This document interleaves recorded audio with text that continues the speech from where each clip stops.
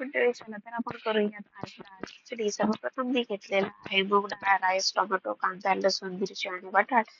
सर्वप्रथम मी तेल गरम करून घेतलेलं आहे. तेलामध्ये राई, जिरं तडतडून घेतलेलं आहे आणि त्यानंतर मिरची आणि लसूण ऍड करून त्यानंतर कांदा टाकलेला आहे. हे सर्व थोडं भाजून घेतलेलं आहे आणि त्यानंतर त्यात ऍड केलेला आहे थोडं टोमॅटो, बारीक चिरलेला टोमॅटो ऍड केलेला आहे.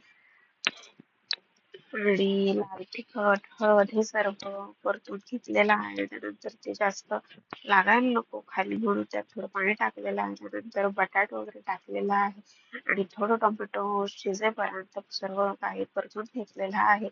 जेणेकरून मस्त आपल्या दाल खिचडीला छानसं टेक्स्चर येतं. म्हणून घेतल्यानंतर त्यानंतर ऍड केलेलं आहे मीठ.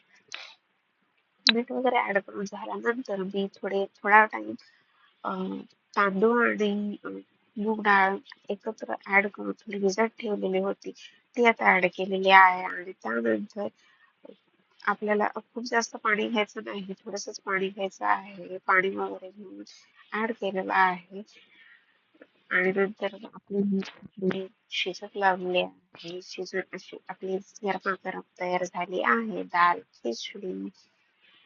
तुम्हाला रेसिपी आवडली असेल तर नक्की माझ्या चॅनलला सबस्क्राईब करायला विसरू नका. Thank you.